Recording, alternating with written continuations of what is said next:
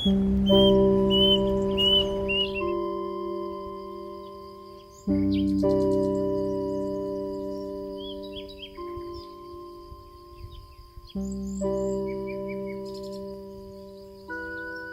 dunia burung, masa menjelang kehadiran buah hati adalah momen paling indah yang dinantikan oleh sepasang suami istri.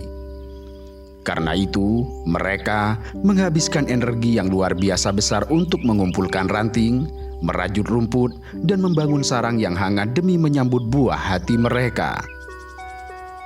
Burung manyar merajut sarang dengan ketelitian seorang seniman. Sementara burung cinenen merekatkan dedaunan menggunakan jaring laba-laba.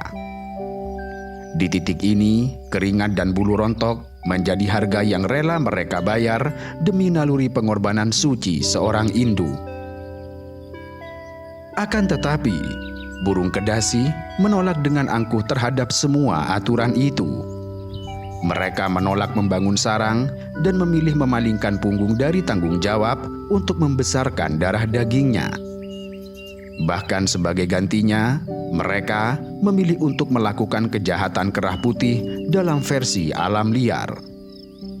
Mereka menitipkan telurnya secara diam-diam, meretas masuk ke sarang burung lain yang berukuran lebih kecil, memanipulasi naluri keibuan spesies lain untuk membesarkan anak-anak yang kelak akan tumbuh menjadi pembunuh bagi anak-anak kandung dari sang inang. Semua pertunjukan tragis ini bermula pada masa perkembangbiakan. Di wilayah Jawa, masa ini umumnya berpusat di bulan Oktober. Sedangkan di wilayah Nusantara lainnya membentang dari bulan Februari berlanjut dari April hingga Juli. Pada periode ini, hormon sang betina kedasi sedang membuncah dan memerintahkan para betina untuk segera menunaikan tugas reproduksinya. Namun, praktik parasitisme indukan bukanlah sesuatu yang bisa dilakukan dengan gegabah. Sebab, satu kesalahan perhitungan kecil bisa berarti matinya keturunan. Karena itu, sebelum meletakkan telurnya, betina kedasi akan berubah menjadi semacam agen intelijen yang mumpuni. Mereka akan mengintai, bertengger diam dan mematung tanpa bersuara sedikit pun di balik kanopi daun. Mata merahnya yang tajam memindai pergerakan burung-burung kecil penguasa wilayah tersebut. Target inangnya umumnya adalah spesies kecil yang aktif mencari makan seperti perenjak, ceblek, serta burung cinenen. Pada tahap pengintaian, kedasi betina mengintai dengan ketelitian yang nyaris sosiopatik. Mereka merekam ritme keseharian calon inangnya, mulai dari kapan burung kecil itu meninggalkan sarang mencari makan, seberapa jauh ia terbang, serta seberapa lama waktu rata-rata sarang itu kosong tanpa penjagaan. Ketika burung inang itu pergi meninggalkan sarangnya untuk mencari asupan energi, maka terbukalah celah sempit itu. Durasi kekosongan ini terkadang hanya berlangsung belasan atau puluhan detik. Dan dalam hitungan detik yang krusial itulah, kedasi akan menukik dari ketinggian dan mendarat di tepian sarang inang tanpa suara. Dengan kecepatan yang mengerikan, betina kedasi akan memakan, memecahkan, atau membawa terbang salah satu telur asli milik inangnya, lalu meletakkan satu telurnya sendiri sebagai penggantinya. Transaksi curang ini selesai dalam waktu kurang dari setengah menit. Lalu segera setelah itu, mereka melesat kembali ke udara, menghilang ke dalam rimbun dedaunan, meninggalkan bom waktu biologis yang kini tengah berada nyaman di dalam sarang inangnya. Memang, burung inang memiliki kemampuan diskriminasi visual yang sangat peka.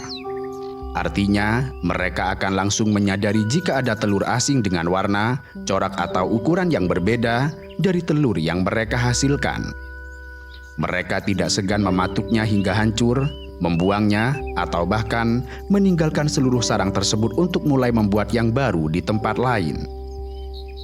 Kendati demikian, burung kedasi juga memiliki kemampuan unik untuk menghadapi pertahanan inang yang semacam ini. Burung kedasi memiliki kemampuan rekayasa genetika tingkat tinggi yang dikenal dalam dunia biologi sebagai sistem gentes yang berarti ras inang. Maksudnya, meskipun burung kedasi secara spesies atau sebagai satu populasi besar mampu menitipkan telurnya di puluhan jenis sarang burung yang berbeda, namun di dalam spesies tersebut terdapat faksi-faksi genetik rahasia. Setiap betina kedasi hanya mewarisi satu sifat fenotipik atau warna dan corak telur yang spesifik yang dirancang secara khusus untuk mengelabui satu jenis spesies inang tertentu saja. Dan dengan demikian, seekor betina kedasi dari klan atau gen yang terbiasa membajak sarang burung cinenen, maka secara genetik akan selalu memproduksi telur yang bentuknya, warnanya dan pola bintiknya meniru secara presisi telur burung cinenen. Telurnya akan berwarna kebiruan pucat atau abu-abu dengan bintik-bintik keputihan dan coklat, menyesuaikan dengan kromatika sarang inang, meskipun secara ukuran memang sedikit lebih besar karena proporsi fisik sang induk parasit. Aksi penipuan warna cangkang barulah permulaan. Setelah burung kedasi memastikan bahwa telurnya aman dierami oleh induk angkat, ia harus memastikan satu hal lagi, bahwa telurnya harus menetas lebih dulu sebelum telur anak-anak asli sang inang. Berdasarkan pengamatan, telur kedasi selalu meledakkan cangkangnya dan menghirup udara dunia sebelum beberapa saudara tirinya. Lalu pertanyaannya, bagaimana sebuah telur yang secara ukuran lebih besar dari telur inang bisa menetas jauh lebih cepat? Jawabannya terletak pada hukum termodinamika serta biogeometri tingkat tinggi. Penelitian matematis mendalam terhadap ratusan spesies burung mengungkapkan bahwa masa pengeraman atau periode inkubasi tidak hanya bergantung pada ukuran telur, tetapi berbanding terbalik secara kuat dengan rasio antara ketebalan cangkang dan luas permukaan telur. Dan burung kedasi telah mendobrak batas biologi dengan merekayasa cangkangnya sendiri. Maksudnya, meski volume telurnya besar, cangkang telur mereka jauh lebih tebal dibandingkan cangkang telur burung kecil yang menjadi korbannya. Struktur rasio ketebalan berbanding luas permukaan yang tinggi ini ternyata mempercepat tingkat metabolisme basal embrio di dalam sana, serta mengoptimalkan distribusi panas dari tubuh inang yang sedang mengeraminya. Kalkulasi dan pembuktian komparatif yang dilakukan terhadap telur kedasi kelabu dan inang-inangnya mengonfirmasi bahwa embrio kedasi rata-rata selalu memotong waktu inkubasi setidaknya 1 hari lebih cepat dibandingkan telur inangnya. Sehari mungkin terdengar tidak signifikan dalam perhitungan kalender manusia. Tetapi di pedalaman kanopi hutan, selisih 24 jam adalah jarak penentu garis mutlak antara tirani dan kepunahan. Jarak 1 hari ini memastikan bahwa anak kedasi menetas, mempersiapkan fisiknya, dan memonopoli sarang sebelum penghuni asli sempat melihat cahaya matahari. Jika fase penipuan oleh sang induk terdengar sangat licik, maka yang terjadi setelah telur itu menetas justru jauh lebih sadis. Sebab di titik ini, teater kekejaman burung kedasi menemukan panggung terbesarnya. Bahwa ketika masa inkubasi usai, keluarlah sosok anak burung kedasi. Ia tidak terlihat manis atau menggemaskan layaknya anak burung pada umumnya. Mereka memang tampak sebagai seekor makhluk rapuh berwarna kemerahan, tanpa sehelai bulu, mata yang masih tertutup rapat, dan buta sepenuhnya terhadap dunia luar. Kendati demikian, di dalam tubuh makhluk mungil ini telah terinstal software pembunuh otomatis semenjak tarikan nafas pertamanya. Anak burung kedasi memiliki sebuah rongga atau lekukan sensitif yang terbentuk secara anatomis di bagian punggung mereka. Secara naluriah tanpa harus diajari siapapun dan tanpa membutuhkan penglihatan, algojo kecil ini akan mulai merayap gelisah di dasar sarang, mendeteksi keberadaan objek bundar atau makhluk hidup lain di sekitarnya. Begitu punggung sensitifnya bersentuhan dengan telur-telur inang atau mungkin anak inang malang yang menetas di waktu berdekatan, mesin pembunuh berdarah dingin ini segera langsung aktif. Kemudian, dengan perjuangan yang luar biasa keras dan memanfaatkan kekuatan kakinya, ia akan menggulirkan telur korbannya tepat ke lekukan punggungnya.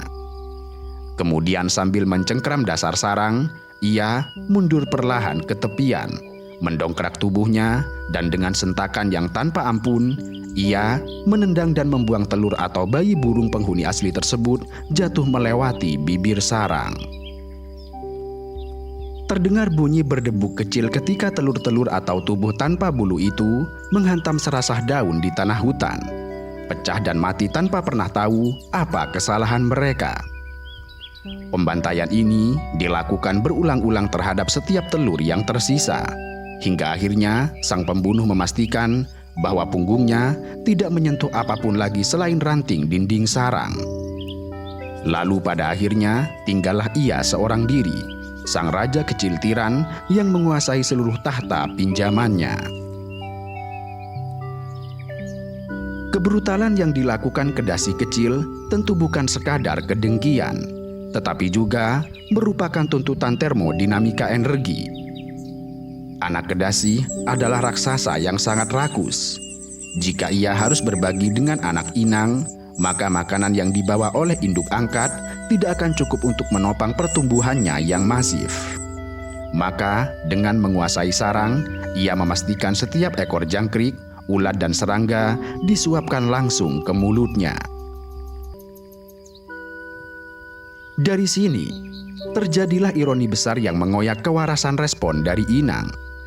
Induk perenjak akan pulang membawa makanan, kemudian mendapati sarangnya hanya diisi oleh satu makhluk asing raksasa bermulut merah lebar.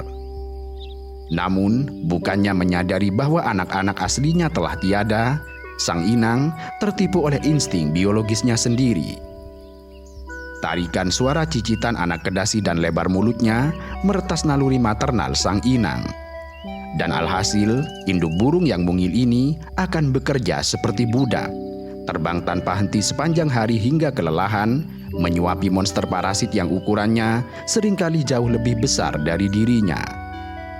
Sementara itu, induk dari telur-telur yang telah ia buang kehilangan seluruh anak-anaknya, bahkan tanpa pernah mereka sadari. Melihat semua skenario yang mengerikan ini, maka muncullah satu realitas filosofis yang menusuk, bahwa kehidupan burung Kedasi diselimuti oleh ironi yang sangat besar. Mereka hidup, berkembang biak dan melestarikan spesiesnya dalam ruang hampa kasih sayang. Seumur hidupnya, seekor induk Kedasi dewasa tidak akan pernah mengenal anak biologisnya.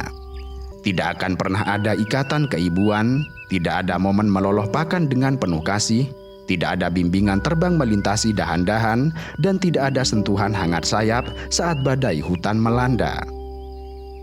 Anak Kedasi dilahirkan sebagai yatim piatu di tengah dunia dan dibesarkan oleh inang yang hanya dieksploitasi tenaganya.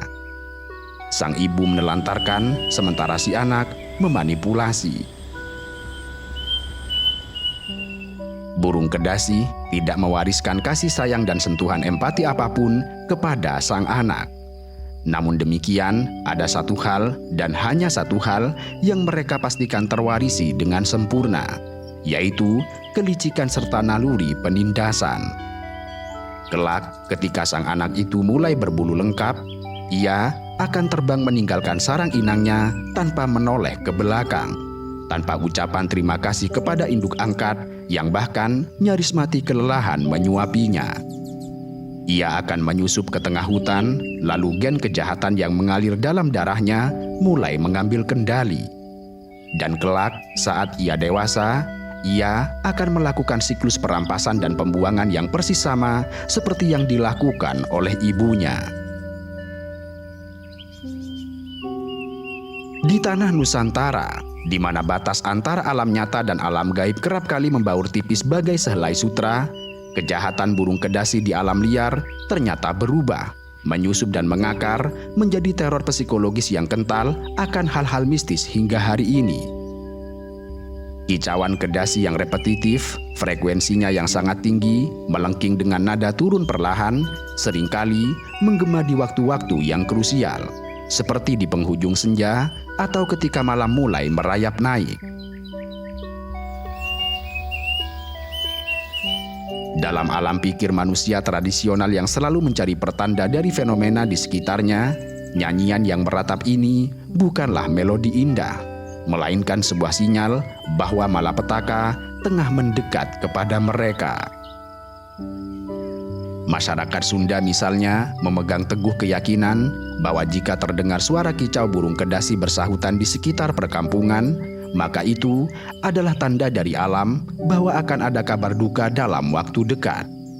Seolah burung ini adalah utusan pencabut nyawa yang mendahului malaikat maut. Karena itu, kepanikan sering terjadi, sehingga warga tidak jarang melempari pohon dengan batu atau membunyikan kaleng kosong demi mengusir burung tersebut dari halaman mereka, berusaha untuk menjauhkan kematian sejauh mungkin. Kemudian, bergeser ke wilayah Jawa Tengah dan Jawa Timur, burung kedasi berengkarnasi dengan nama emprit gantil. Dalam cerita rakyat Jawa, emprit gantil dipercaya sebagai satwa pembawa petaka, pembawa wabah penyakit, atau berita kematian. Jika ia berkicau di tengah malam yang senyap berputar-putar di atap sebuah rumah, dipercaya bahwa salah satu penghuni rumah itu tengah diintai oleh ajal atau musibah besar yang tidak terelakkan. Kekuatan psikologis ini sangatlah luar biasa, yang kemudian memenjarakan alam pikiran manusia Jawa ke dalam relasi bahwa binatang mampu mengorkestrasi nasib juga nyawa. Secara ironis, memang ada sebuah submitos langka di kalangan masyarakat Jawa yang justru keliru menafsirkan karakter sang kedasi. Bahwa karena suara panggilannya yang mendayu meratapi sesuatu, beberapa kalangan awam memandangnya sebagai simbol cinta dan kesetiaan yang tidak lekang waktu terhadap pasangannya. Namun pandangan ini sangat kontradiktif dengan perilaku biologis sang burung yang sejatinya lari dari tanggung jawab. Kesalahpahaman mitos ini sekali lagi membuktikan bahwa manusia acap kali memproyeksikan harapannya sendiri pada makhluk lain, tanpa repot-repot untuk menyelidiki realitasnya.